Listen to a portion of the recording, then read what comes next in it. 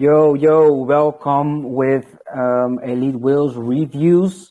We have a room with a lot of wealthy investors, insiders, marketeers, and just well-connected people.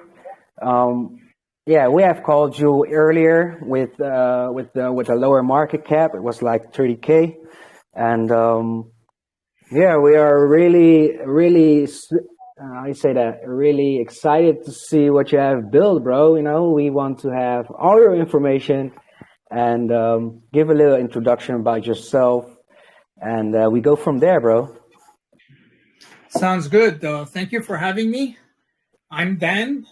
I'm kind of spearheading and leading the project.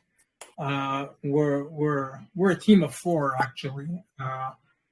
So we got Don, who's pretty much managing the project. He actually initialized it, sourced other partners to get us the resources we needed, and yeah. So I've been in crypto. A little background: I've been in crypto for actually 2 years, but in DeFi only a year.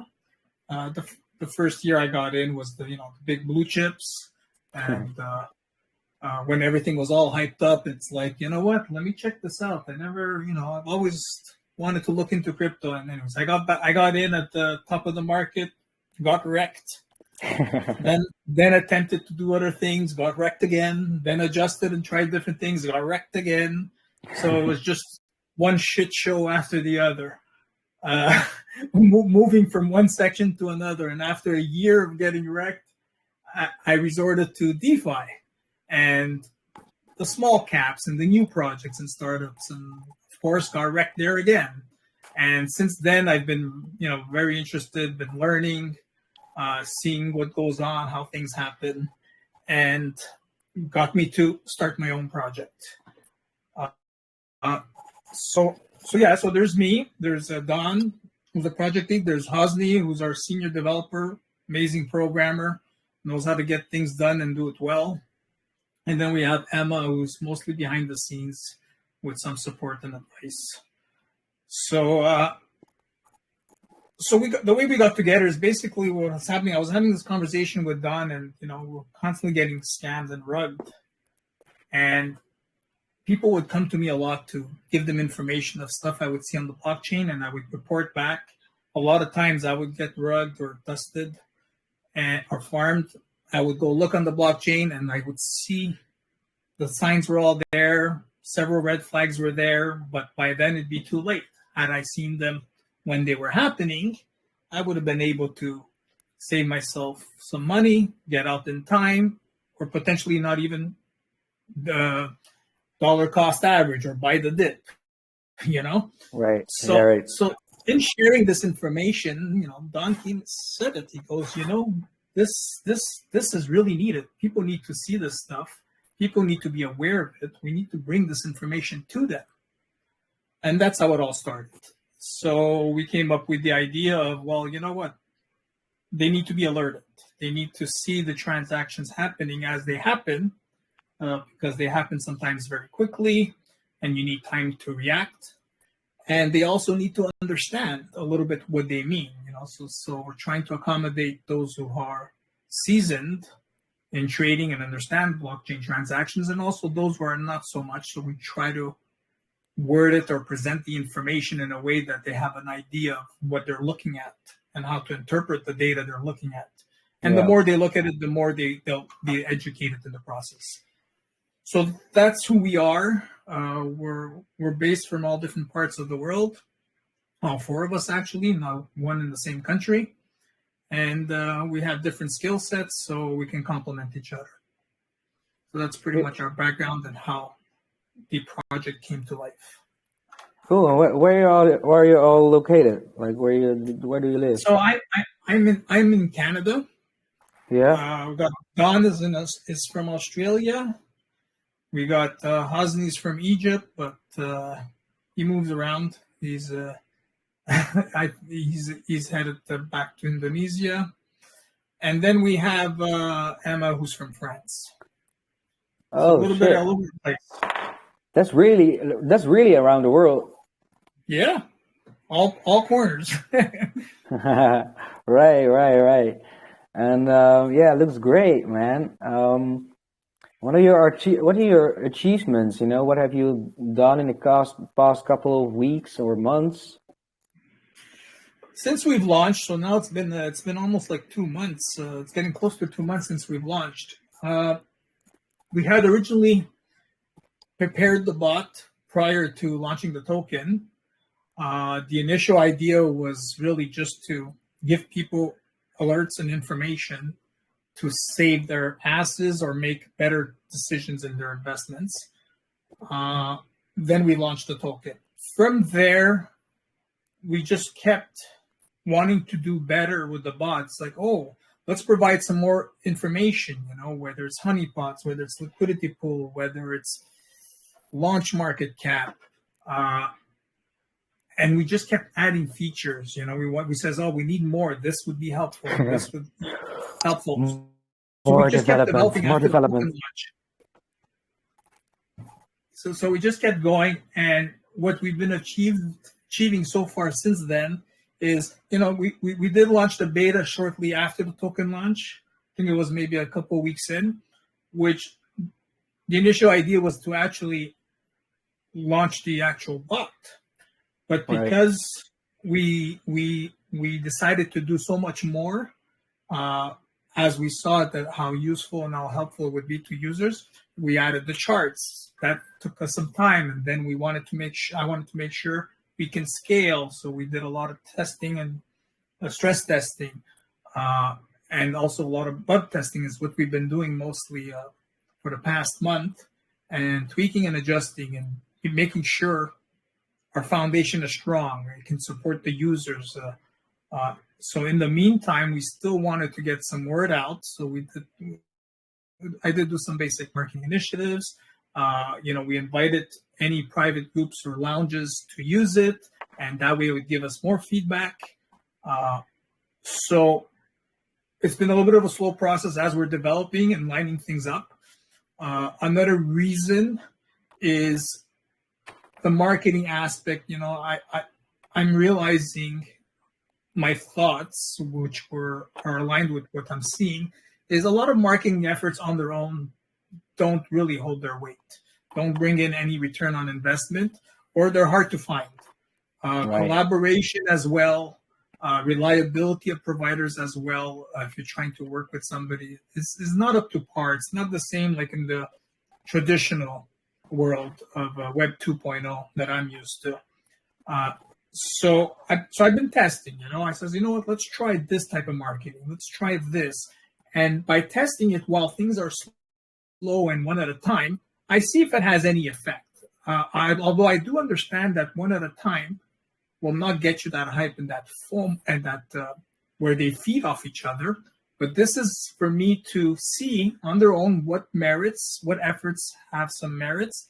And then when the timing is right for me and for the markets and for the product and the project, then I can rinse and repeat what does work well and combine them so they can feed off each other and create that hype that everybody wants and potentially that FOMO if the buy pressure starts kicking in. So this is what I've been doing a lot in the past few weeks. Again, focusing on the foundations. I've been talking to several partners as well. So it's been a slow progress, but there's a lot being done at the same time that are very important for what's to come. It's a lot of preparation and testing, and a lot of times I'm just waiting after people to deliver stuff that I'm trying to test, and that's been kind of really slow, where I've resorted to other sources and keep talking with new providers as well. So what we have achieved is, we've achieved all the basics. We put up our website. We drafted our first white paper. We had our contract audited. I underwent a KYC. Really? You KYC, yeah? Yeah. So I did a KYC with a company called Fodox, but unfortunately, that company's been around actually for a couple of years, and something went down shortly after I KYC'd, where that organization is no more, and they had a lot of projects KYC, a lot of good people, a lot of good devs, that I'm familiar with and I know. So I'm gonna undergo another KYC because that company kind of folded. Yeah, Things didn't it's work like out within their team. it's But yeah, like for your credibility is like, this company doesn't exist anymore. Is your KYC like still valid? exactly. Yeah. Exactly. The whole reason is I want to instill trust with people. Newcomers are going to come. They don't know me. A lot of how we've set up this project is organic through word of mouth, through known contacts. They know me. A lot of people will trust me just because they've seen me in the space for a while. Like I said, I've been in DeFi for a year, so I made some friends. But for all the newcomers, I need to give them assurances. That's why I wanted a very secure contract. I made a huge effort in trying to make the contract as secure as possible so that it can't be either hacked through vulnerabilities or through through a bad team. They can't be manipulated as much. Yeah. So the KYC is just another confidence level that I want to give people. So that's why I will do another one. So that's pretty much what we've accomplished. Other accomplishments you can see, like the Telegram group is over 1,000 members, and this growth has mostly come organic, and also just because of our beta testing and some small marketing tests that I've been doing. In the invitations, the bot's currently being used in over 200 groups, and this is only when they ask for it. It's not like everybody's free to try it. So I'm sure if people were free to use it and install it, that would be way more, because a lot of people won't even bother asking for it. So originally it was on invitations. Now anybody who asks for it, we pretty much give it to them. So we're in over 200 groups, which represents approximately over 40,000 users combined. There's been many scans. We have over 40,000 scan contracts to date on the beta version. Over 20,000 alerts have been sent out. And over 8,000 charts have been pulled up so far to date.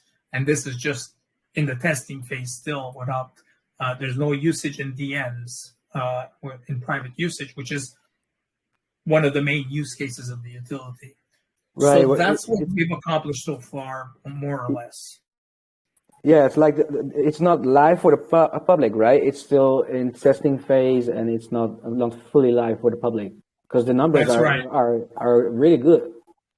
Exactly, really good, and again, little marketing. So these numbers came in organically mostly, so it's very promising. And not only are the numbers very promising, the feedback I get, I actually wanted to prepare a slide and post it where I show all the snippets of comments of great feedback I've been getting in DMs, I've seen in private groups.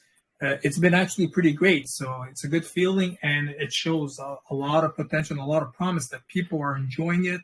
They're making use of it. I got people telling me, wow, this actually saved me from a few rugs. So it's doing what it's meant to be doing. So once it becomes public, it has the potential to go viral, as long as the feedback stays positive, it's useful, it works well. And this is what's been happening a lot in the past month. We've upgraded our server a few times because, like I said, we've been stress testing it. And every time we add features, the thing is, we have a lot of information we're collecting in this bot because we want to make it useful. That's a big stress on the server. We need multiple APIs. We need to collect a lot of data, and we need to process this information as quickly as possible and present it and output it to the screen. So there's been a lot of work behind the scenes on that too. And that's what the beta test has allowed us to prepare ourselves, versus releasing a bot and dealing with too many unknowns or too many problems at once could be a really bad negative start. We want to try to leave a good first impression once people start using it. So that's where we're at today. We've pretty much finished the pro version, which was what the main thing we wanted to have done before releasing it. So we have a free version, we have a pro version, and we have a premium and a custom version. We finished the free version is fully complete. The pro version is pretty much fully complete. There's just a couple minor add-ons I want to add to it. It won't prevent us from launching it. I will still launch it whether that add-on has been completed or not, because it's not as important. But yeah, so it's ready. It's ready to launch. A lot of bug fix has been in place. Right now, we're actually, Hosni is, we're going to create our own node, so we rely on a lot of blockchain APIs out there to capture some of the data. And that dependency, we've seen it to have some problems. Sometimes the data is not accurate. Sometimes they have performance issues, which causes us to have performance issues. And sometimes the data is just not there. So we're going to actually create our own node, which is in the process of being done at the moment, so that it will be faster, more reliable, and we'll have accurate data with it, since we have more control and flexibility over that. So that's what we've accomplished. That's where we're at the moment. Great, man. Great. And like you said, it's like when you have a contract modification and the data is coming in slow, yeah, that's going to be, it's like, you want to have that like quick pull it up, right? People are impatient. They wait 30 seconds and they're like, it's broken. It's not working. Where's my information? They want it in a split second. Exactly, man. And have you been listed on CMC and CoinGecko and these kind of sites? No. So the listing for that, I wanted to have an impact, for one. Second is, I want a healthy listing in the sense that, I want the market cap, the liquidity, the holder count, the transactions count. I wanted to have healthy numbers, because the whole point of being listed on, let's say, CoinMarketCap is to expose to a whole big new audience of investors or traders. And when those guys are exposed to the project, I want them to see something good. I want them to say, oh, okay, the chart is healthy, the liquidity is healthy, the community is a certain amount of people, and there's X amount of holders. So to me, I speculate on these things, but to me it's common sense. If I'm on CoinMarketCap hunting for new gems and new listings, that's what I'm going to look at. So I want people to see things that are finished, a good product, a good engagement, good community, good numbers on the blockchain. So that's going to come 100%. When I feel we're at a level that's going to make a good impact, So it's one thing to get listed and get a 2x. It's another thing to aim higher, get listed, and go for the 10x. And then from there, it can skyrocket, and that can be the catalysts. So this is what's going to happen when I apply to CoinMarketCap and CoinGecko. Yeah, well, it's like you already got this utility ready. Most of the times, all these people just give like fake promises, right? You're actually doing something, and most of the time, all these projects just give out fake promises and shit. So, 100%. Bro, you have a product, man. That's what I like. Like when you launch something, and especially with a utility, also with meme coins. A lot of meme coins, just launch and say, oh, we're gonna make this, or we're gonna make that, like a launch pad or whatever, But most of the times it's just talk, and it never comes. And that's what I like when you have a product and when it's fully live. People can use it, or at least in beta testing or whatever. I like that. Yeah, I like it. I really like that. Yeah. That's good. And, like a lot of false promises are just for hype, and it's right. Part of their game, especially for memes. But you see that with utilities too. There's a lot of false promises, Yeah. Sometimes a team can make a promise and won't deliver, not because it's false, just because they're struggling or hitting roadblocks. So there's different reasons for some projects not to do the thing, but a lot of it is just misleading, deceitful, and bullshit. Yeah, I think like a lot of projects, I think a lot of people maybe not really experienced enough, or not like experienced with developing. But I think a lot of people also who make projects don't realize how hard it is to actually create and bring something to the market in terms of development. Because it's like so many things can go wrong, right? With in terms of development, it's just like some Yeah. people just don't make it with funds, or they don't make it with a team. It's yeah, man. Yeah, there's a lot of challenges, and for me, a lot of these challenges are new. Well, they are new, so it is my first project. So it's a learning experience, but I apply my common sense and my business sense, and also with utilities, even if utilities are not false promises and actually being delivered, a lot of times what I've noticed is the execution or the use case or how it helps the token in the chart is not there. So somebody can Right. have a great idea, they have a great utility, but wait, where's the business logic or chart support or how is this token gonna grow based on that utility? Yep. Besides just using taxes to try to grow it or hype. So so I'm trying to address all those factors to do it right and to give it a best shot, the best chance, and a proper business in the end, a proper product that people want to use, buy, or pay for, or hold tokens for, and all that stuff. Yeah, and how do you utilize the token in with this bot? Like, how do you do that? So yeah, so there's three main use cases. The first use case is people use it just as a scanner for free. They get some basic alerts with it. On the free version, they'll get tax change alerts. They'll get funds being moved from the team wallets, so the marketing wallets or dev wallets, and they'll get the information on the token, whether it's honeypot and all that information which I'll show you in a bit, and they can pull up charts. So that use case for many users, we're gonna have ads on it. We're gonna have a media ad, we're gonna have some text ads, and through adoption, the ad revenues can get pretty good. So those ad revenues will fuel the project, including the token. Well, everything is for the token in the end. So whether those ad revenues are used for marketing, whether they're used for buybacks, whether they're used for rewards, they're all meant to fuel the token and the project. So that's the first use. Second use case is we have a pro and a premium version, and in a sense, those versions are also free, but it requires people holding tokens. Yeah. So if our users grow, as users grow, then the chart will grow as well. So if every day we get 10 new users, I got 10 new holders. If I lose 2 every day, well, I still got 8 net new holders every day. And that's the key thing for that chart support.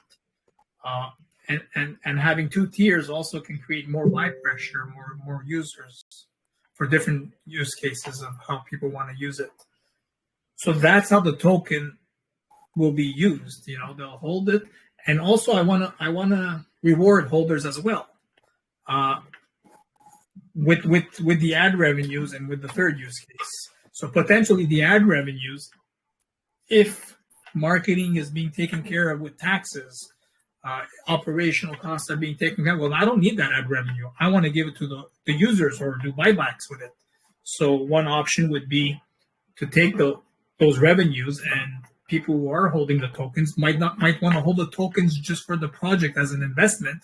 Well, I want to reward those investors as well, so they can they can share some of those revenues as dividends. So that's how how investors will benefit, and how the project will generate funds to support. Right. Oh, the last use case is a custom version, which is going to be focused on project owners, founders. So we also want to encourage people, devs, to use the bot to be transparent with their community. So investors want to do their own due diligence and see what's going on. Well, devs should also show that information to their community and say, here, you know what, we're transparent. We're going to also show you the alerts straight in our community if you want. And we're going to answer any questions about any transactions you have because they want to be transparent. So we're going to I'm trying to incentivize them to do that. The main incentive should be pretty straightforward. That, like, you want to show that you're based. You want to show that you're transparent and trustworthy. So that's one incentive. But we're going to be providing additional incentives for them. And if the incentives are strong enough, then so will the revenues come in from that use case as well to further support the project. So that's right. Cool. That's cool, man. And are these ads going to be like automated? Well, we're gonna simplify it for advertisers. In the beginning, it'll be a request. It could be a form fill out. It could be a simple DM and the scheduling. But with time, we're gonna obviously automate anything that's time consuming. Maybe even I can provide a self-service platform where they can just log in, provide the information, make the payment, and it goes in the queue for scheduling or for delivery. So yeah, that can all be happening. But in the meantime, it's going to start manually, and I'm only going to start the ads after a certain amount of impressions and usage from the bot, so that the advertisers get their money's worth. Right, and is it like, are you planning to have like a trending section as well? For tokens that have been scanned for a couple of hours or something like that? Yeah, we already have the stats for trending, so we know which, in the last 24 hours, let's say, which ones have been scanned the most. Oh, really? Let's see. Yeah, we already have that information being logged. How we're going to use it, and like you mentioned, it's definitely on the table, and I just haven't planned it out for the trending part. But it could be just as simple as, type in the command, pull up a list, and people who use the bot can see it and maybe see what's the latest hype, which ones are being scanned the most recently, Oh, Pepe is being scanned 20 times, 50 times today, must be hot, or whatever. Yeah. That's some thought, but for now we have it, so that option is available for us to use. It's like a much bigger and better version of Safe Scanner Analyzer, right? Yeah. So the utility, and that's why it's taken longer for us to release it, because one thing led to another. So first, I says, okay, we want to help people. We want to send them alerts. Then I said, you know what? We want to provide them some useful information. Then I did a competitive analysis. I said, well, you know what? Here's what the competition's doing. Let's also take care of that, So we kept that. Yeah. And in the end, it shows pretty much similar info as Safe Analyzer and many other bots combined. Plus shows information that none of them have as well, and has unique features. So it's a nice all-in-one. It can replace many bots, not fully, because every bot might have a unique feature or can do something we haven't done yet, or it's not part of our use case. But overall, it's a nice all-in-one, and it has its purposes, and it does a good job. Yeah, cool. But there are things bots can do that we still don't do, or again, it's not part of our purpose at this time. No, I hear that, man. It's like when you're developing you always bump into ideas, and you want to make that idea stronger and bigger. It's eventually, if you keep developing, most of these bots are just they have developed something and then it stops, and then they stop with developing and just riding the waves of the revenue, But I like when you push the development. Yeah, so I did study what others do, and a lot of them have tokenized their own bots too, and I've seen the tokens go nowhere, either because they didn't put a business plan behind it or tokenize it properly, or it wasn't good enough for mass adoption. Maybe the adoption was too slow, so they couldn't keep going, or didn't have the funds. So anyway, so whatever the reasons are, I try to put thought in every angle. I want this to do well, and doesn't depend on one specific thing that can cause it to fail. It has a lot of legs to it, and one use case can take off, and the other use case can be dead in the water. But that doesn't matter, because, like I said, we have three. So whether the ads are going to fund the project or reward the users, whether the utility itself, people holding tokens for the bigger tiers, is going to fund it, or whether the dev version. So we have several legs to go on, and grow and adapt accordingly. Yeah, nice. Yeah, I really like that vision, to be honest. We can, if you can show us the bot, like I'm really curious how it works, how it looks like, what you can do with it.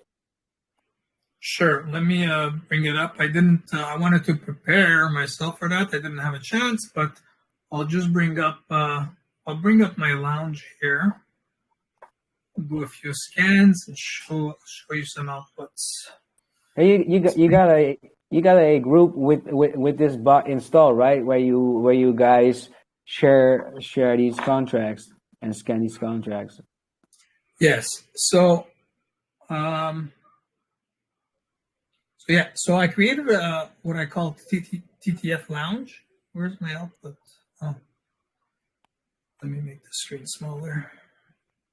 So I created a lounge where we put in the what's going on? Oh, here's my problem.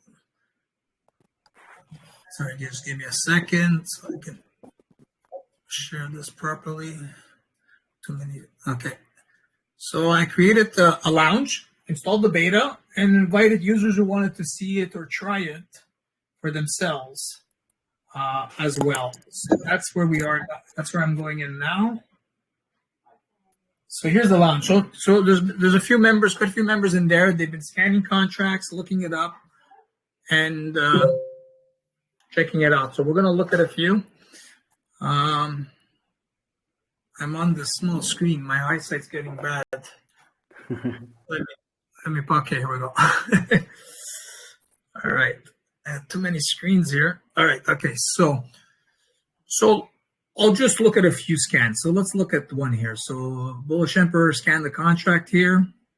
So the first thing it'll show is it'll look at the functions, and it'll list that right away. So all contracts, we have many functions.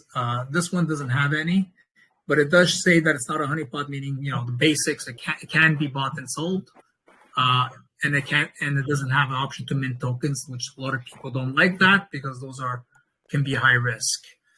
And this contract doesn't have any functions to report, which generally means it's safe as far as the contract is concerned, but it doesn't mean the project is safe. There's a lot of variables to consider. Then it'll list all the basic information of what it finds on the blockchain for the contract. The numbers, what it started with, how high it's been, how old it is, if the liquidity pool is locked, the standard information. Yeah. What's nice is we also give a nice overview of the supply, which also gives you a quick look at the holders. And a lot of people care about the holder count, and also how much do some big holders hold? How much of the supply do they hold, which could be higher, makes it high risk. So we list that information. So we're listing key indicators of what people like to see or want to see to make a quick decision, especially if they're trading really fast. And we can see here the liquidity pool ratio is very nice. That's 100%. So by showing this information, especially the airdropped wallets, and also the health of the team wallets, that's why we're showing the balances, and if there's any tokens held by the team as well. So we're providing a lot of information in a very small space that people can analyze. The airdrop wallets as well. Sometimes you'll see massive airdrops, which is because they came from a pre-sale. So it's not the same. There's different types of airdrops, So people still have to try to understand the data and look into it deeper. but we provide them links. They can click on it. They can further look on the blockchain and see what's going on. Or if they're part of the token, they can ask the founders questions or read their website and white papers. So that's the initial tool. You scan a contract, you get a lot of information. There's a lot of there to digest, whether it's a quick trade or something somebody really wants to invest in. It accommodates all of those users. And then as you see, there's an ad that we show here, which is what's going to generate some revenues. Now we give people some controls on what they want to do after they scan it. So this is where the monitoring comes in, So as I discussed the different features, they can monitor just a certain aspect of it, but most people want to monitor all, and then if certain alerts they don't want to get, they can stop them on demand. Now, when it comes to monitoring, if some people are just degenerating and trading and they're using this tool in a group, the use case for monitoring might not be very strong, and it might get very spammy, especially if everybody's scanning 20 projects a day. So that's really useful for holders, investors, in DMs, or small private groups. And we also give the traders the facility to quickly view the top holders and dig in. So if I click on top holders here, it'll bring it up. And I can dig in if any certain type of big holders have too much. I can look at their history by going on the blockchain. So there's only so much we can show on the tool itself, but it gives people the option to dig in or at least know what's what, or keep an eye. And if I do want to keep an eye on a holder, I can even give a holder a name. I don't have the wallet here, so I'm not going to go there now. But okay, so let's look at some of the alerts when you enable alerts. So I'll explain a few of the alerts we see here. So this token, the taxes changed. The problem with tax changes, there's two ways to change the taxes. The developer can change the taxes on the contract, or the contract sells tokens automatically from the taxes. So that's why we try to provide that information. We look at the balance of that wallet. If it has tokens in there, chances are that this tax change is just because it's ready to sell. And sometimes there are big changes. It'll go from 8.8 to 8.20, for example. That could be used as an entry. Or now is not a good time to buy. Let the contract sell when you see that. And if you wanted to add or make your entry, that's very helpful too. It can be used that way. If the dev is changing the taxes, you get to see if the dev is trying to do a lot of good manipulation or bad manipulation. And then, of course, there's funds transfers, like this is very nice to see. It gives you confidence that they added more funding to the liquidity pool. So that's a green signal, in my opinion, right? Then if we look on to the next one, this token moved some tokens around. So $5,000, it's 2.8% of the supply. So this is something an investor would want to know. Yeah, no, not necessarily sketchy. There could be valid reasons. We don't know what the reasons are, but normally you're moving tokens around. Why? Is it for a payment? If it's for a payment, well, there's a good chance that whoever's receiving that payment might want to sell it. If it's for a partnership, is it for an exchange server? They need liquidity to supply the exchange. So it can actually be a good thing. It's like, it was sent to Binance. That's great. It means they might get listed. They're sending tokens to this wallet, which looks like it's, I don't know, maybe it belongs to Binance. And people have the option to keep an eye on it. And also, they can go to this wallet and find out if they're still holding it after that transfer happened, and or keep an eye on it and monitor it in a different way. So there's a lot of potential options on how people can keep the due diligence. It depends how deep they want to get into it, but the main basics of it are there, and they can even if they don't understand it, it could be a simple question, to the project developer. Like we noticed, you moved 3% of the supply. Is there any explanation you can provide us of what those tokens are for? And then it's up to the developer to say it, lie about it, or whatever. So it's still up to the person to judge. We don't know what the intentions are of these transactions. We're just reporting the transactions. Yeah. Any other examples? Like, okay, so marketing here, 1.8 BNB. This could be a payment to a marketer. As well, it could be a way for some people, what are they doing with these funds? Are they farming it or taking it for themselves? Maybe they're transferring it to a wallet and doing buybacks. These are all things that can be looked at, but you know that funds are being moved. Again, what the purpose is, it's always open to interpretation. So people can, as they start using this tool, it'll be more automatic for them to make their own interpretations or know exactly what to ask, and potentially even just go dig in on the blockchain and see what's going on with those funds, where they sent to a caller, for example, but they won't know that because all you have is a wallet address.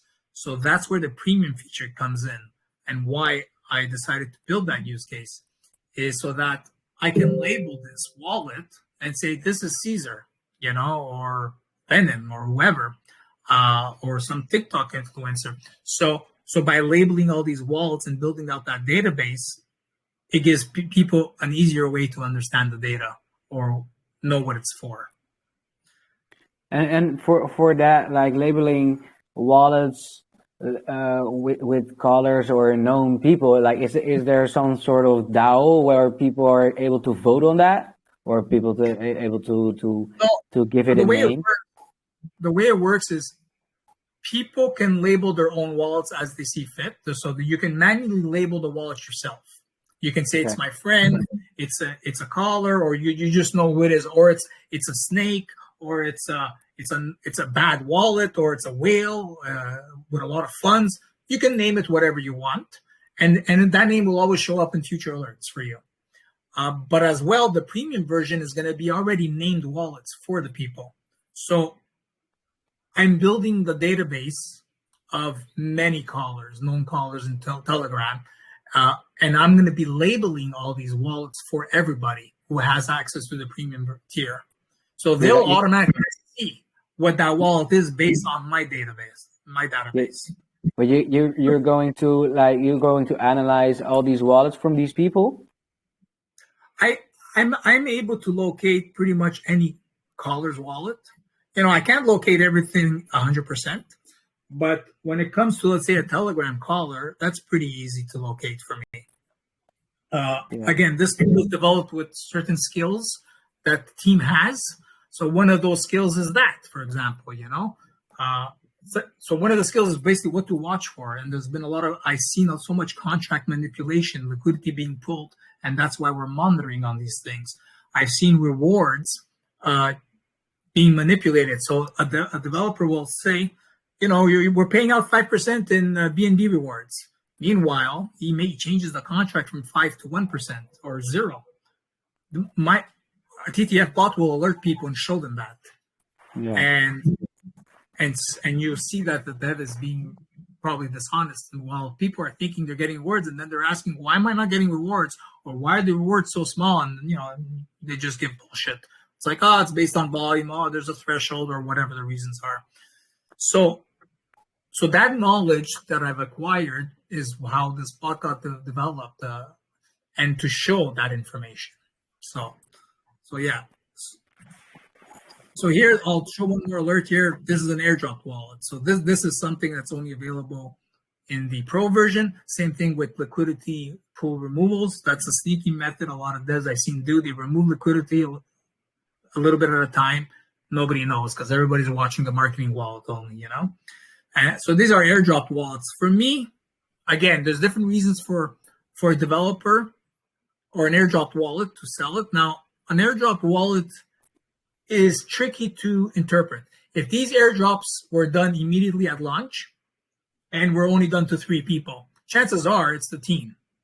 But if there was, let's say, 50 airdrop wallets, well, it could be different reasons. It could have been a private sale or some pre-sale or something. So selling it is not really a red flag. It's just a normal investor in a private sale. But normally, whoever got in early, you would want them to hold the floor or be long-term. If the ones who got in early are not long-terms, and especially there's very few airdrop wallets, I would be like, whoa, that's not very promising, It's like 5 wallets were airdropped, and they got sold 24 hours after launch. Like, what the hell?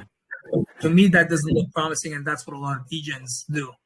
So it's up to people to interpret this data again, like I said. But this is not a good sign, but I don't know enough about it to say that it's a red flag or a green flag. I would need to dig in or know a little bit more about Toady, which at this point I don't know anything about it. When did it launch? How old is this airdrop? I don't have enough context to it, so people have to figure it out.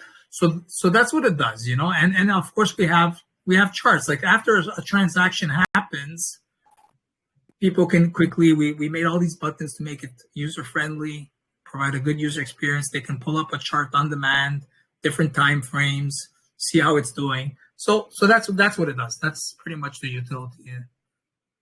Man, that looks impressive, man. I really like that, especially with that 1 minute, 50 minutes, Yeah.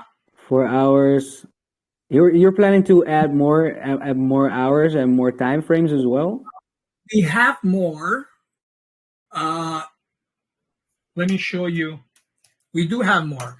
So the help menu is still being worked on, but here you see all these time frames. We have all these time frames available. So I can do, even if it's not on the button. So we put the most common ones on the buttons for people to click on.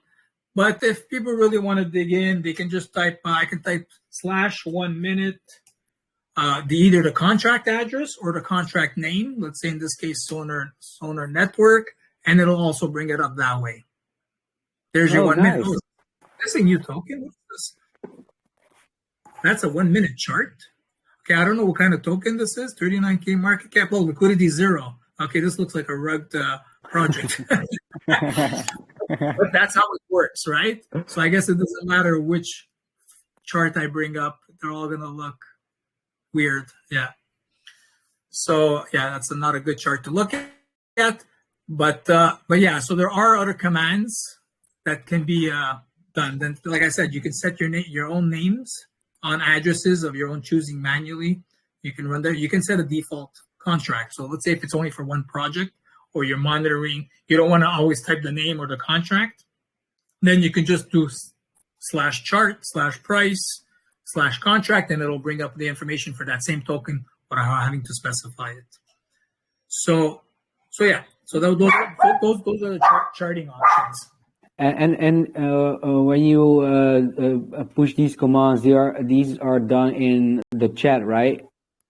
Yeah, you just they're all done in the chat. So and the same thing. I didn't show you how to bring up a scan to begin with. So to bring up a scan is very simple. You can just paste an address. You can type scan, like in this guy's case, right? He just pasted an address, and it pulls up the scan.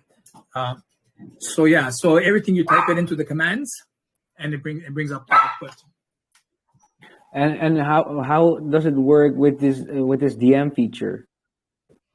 So basically the bot, you just chat with it, right? So the name of the bot is called TTF Bot right here, or right here, and you just chat with it. The person just has to send a message to it, and now you're in a private chat with the bot. Yeah, it's quite the same, but it's just in DMs.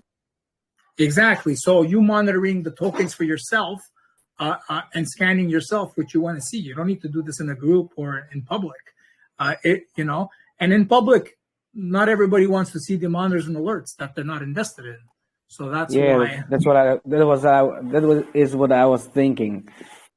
Yeah. So that's why you can do all this in private, and you wake up in the morning and you see 10 new alerts because you purchased 5 tokens, you look them up, you see what's going on with the project. Oh, some funds were moved, some tokens were sold, or whatever green or red flags you want to look into, or pull up a fresh scan, pull up a fresh chart. You have everything at your fingertips right in TG.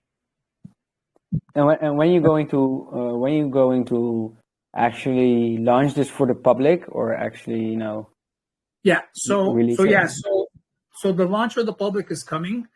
Like I said, we just finished the pro version.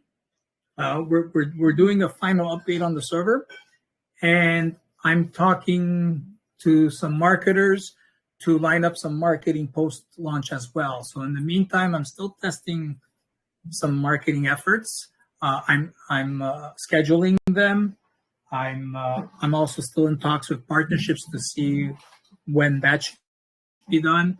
So it's coming real soon. We're at the end, you know. Like I said, the bot is ready. The pro version is functional. It can be used now, but we're sorting, and I'm fixing and sorting some stuff and scheduling some stuff to give it the best chance, the best impact, or whatever. You know what I mean. I want to time the market and the release and try to create some hype, some FOMO.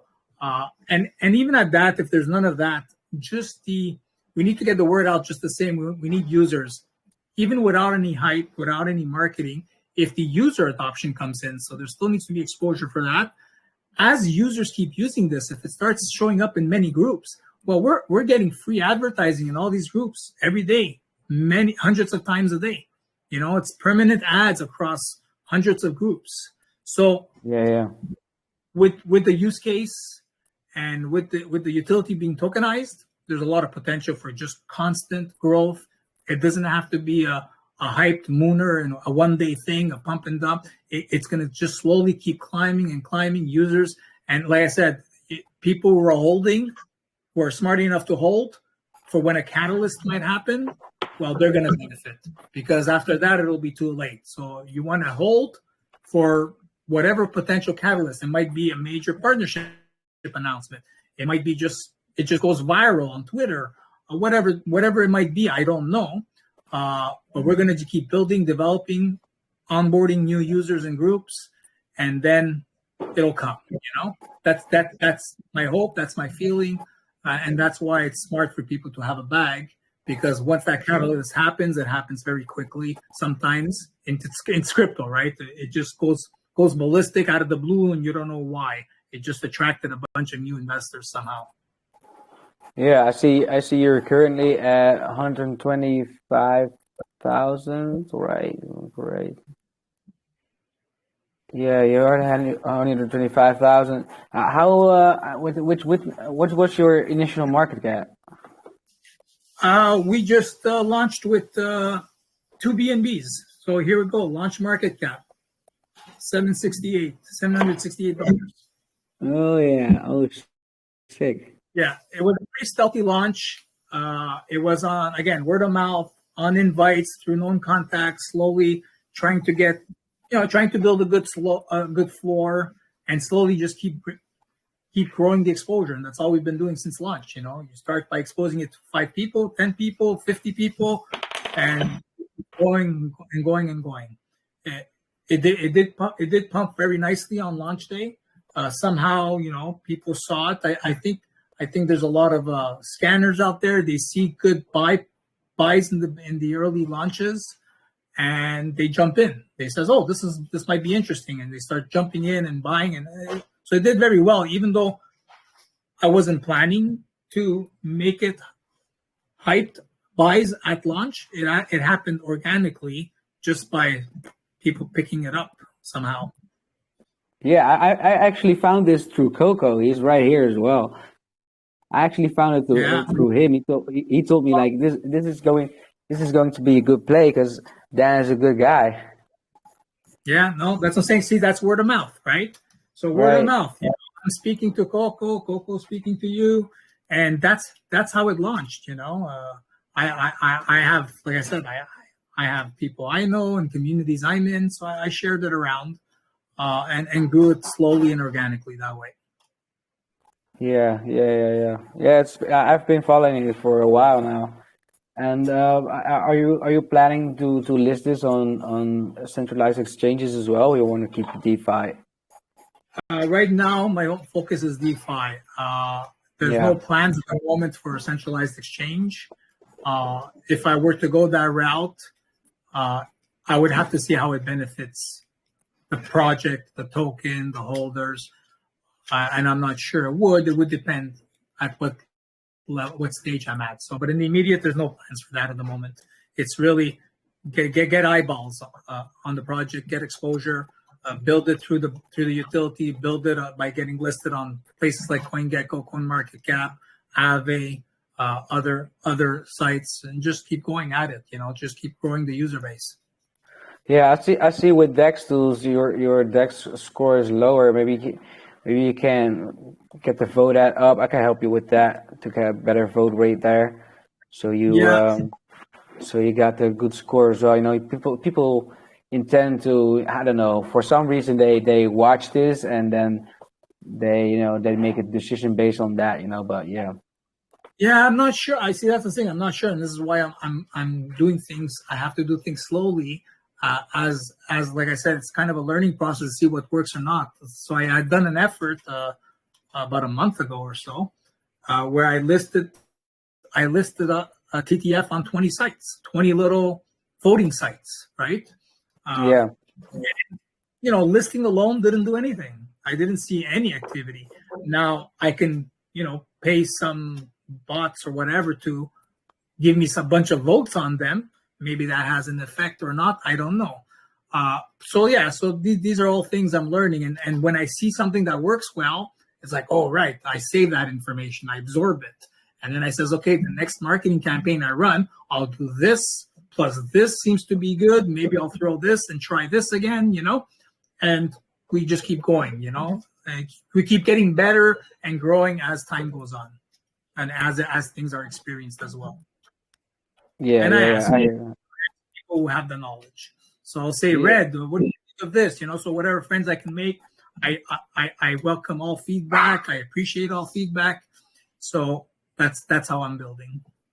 Yeah, 100%, man. Yeah, you told me it's your first project, so eventually, you need to start learning somewhere, right? Of course. Right, exactly. So yeah, it's not like you have built a great product so far. So it's good to learn and find your way within this space, definitely. Um, Yeah. how is your revenue decided, or not really decided, but how is your revenue stream from the project for the team? Like, do you guys Okay. sell tokens for marketing, or do Yeah. you So do it for with the taxes? yeah. So we do have taxes that are set to 10/10, and buy, 10 sell.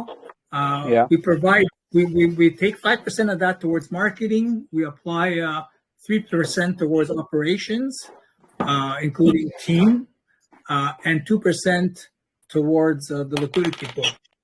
So for the team, at this time, the team hasn't taken a penny and still has no plans to take a penny at this moment because we're still building, So those taxes are really used for operating costs, the servers and the stuff we're building, and paying for any resources we need to build the project, build the utility, and support it.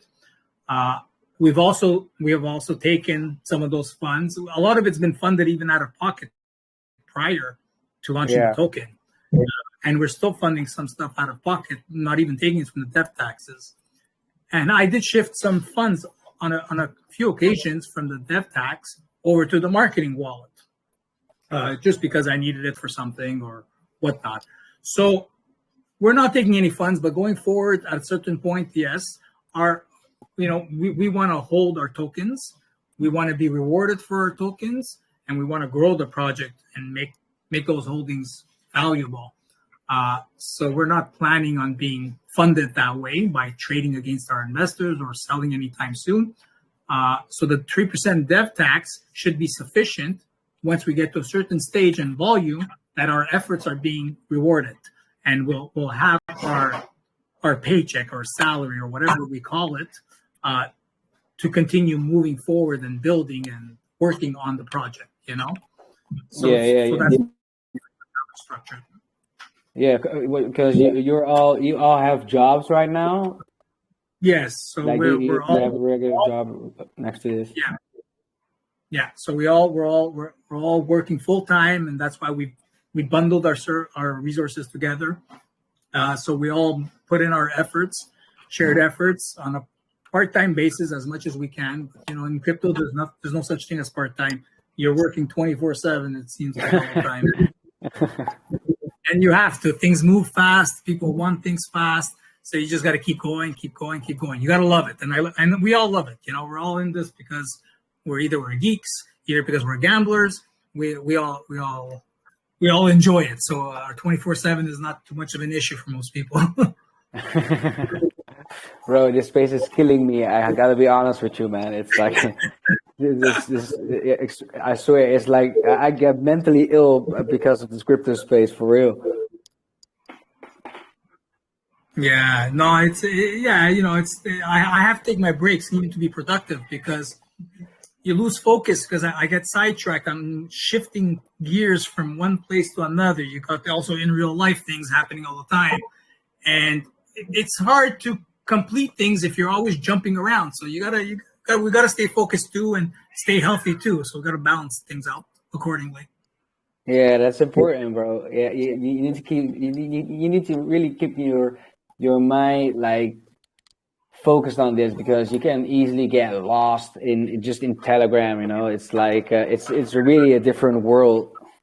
It's really a different world. Telegram is a killer, right? If you're trying to communicate with so many people, it doesn't stop. So if you're trying to get, you have some tasks on your mind. Okay, here's what I'm going to work on next. I need to build some banners, for example, and because I'm going to start doing some banner ads. And it's like every time I start, it's like, oh, I got to respond to this DM. Oh, this person needs something, or somebody reported a bug, or I got a phone call. It's like, so you got to organize yourself accordingly. Yeah, definitely, man. I got a question, like, for some people, maybe it's gonna be interesting, but do you have like OTC deals or like people who are able to buy tokens from you guys directly? No. So we don't. We 90% of the supply was put into the liquidity pool when we launched the stealth launch, and we airdropped ourselves 10% of the tokens for future purposes, either as an investment or for partnerships or to onboard a new team member, whatever the case may be. So we only have 10% of the supply in our wallets. So we don't have much to sell OTC. So yeah, we're not holding any of the supply to do much with that. But OTC trades can be done between whales. So what I want to do is I want to start up a whale group, a support group, and within that group, people amongst themselves, if they want to trade between each other over the counter, they can do so, and maybe each save themselves a bit of taxes, or they just do what they want. But we don't have supply to really sell to others. Yeah, all right. No, it's just a question. Maybe you got that available, for people who might want to. I actually had some guy in DMs like, is it a good time or is TTF a good project to buy? I said, yeah, I've been following this project for a while now, so yeah, it's a good project. It's legit, so yeah, Yeah. But yeah, we're coming to an end of this AMA. If you got like things you still want to say, if you want to dive deeper in another part of the project, you can do that, or you can wrap it up. Yeah, we can wrap it up. I think a lot has been said. Like I said, the main thing is that the token is supported by the utility. So if the utility has adoption, the chart will grow. That's really what it comes down to. So even if the community is quiet and there's no hype, the community is extremely important for newcomers that come and they see activity and they see life. So, but even at that alone, if the utility is being used and purchased, then the chart will grow. 1 second. Yeah, of course. And there's other things coming. This is not the end. Like even after the utility, we got a lot we want to do. Like I said, there's potential rewards from staking from the ad revenues. There's a portfolio option bot I want to add, which we can introduce NFTs. NFT holders would get that extra add-on. There's right now it currently scans on the BSC and the ETH network. We're looking to add the Arbitrum network potentially. But it doesn't seem like it has any traction these days. So we'll see which chains we might want to add later on. So there's other things going on, So and of course partnerships, gearing up for that as well too. But when the timing is right and when certain things are in place. So we got things coming up. Okay, cool, man. Cool, man. Yeah, if you got anything to say left, then I will just stop the recording, and I will say thank you so much for having me, pretty much, and for all the listeners, I appreciate the opportunity. And like I said, you never know when some catalyst might moon a token, so make sure you're holding your bag. And even if you don't have $200 to get the pro feature, or $1,000 in tokens to get the premium, you might not need it. Actually, you might be able to just buy $50 worth. And hey, 4XOA is not that far. Your $50 will give you the pro version soon enough. So yeah, so anything is good to do. But guys, have a bag. Let's try to make this happen. And we got a real utility here. Got a lot of potential. And this thing can moon, you know. We just gotta keep going and hope for that catalyst. Cool, brother. Cool, brother. I will stop the recording.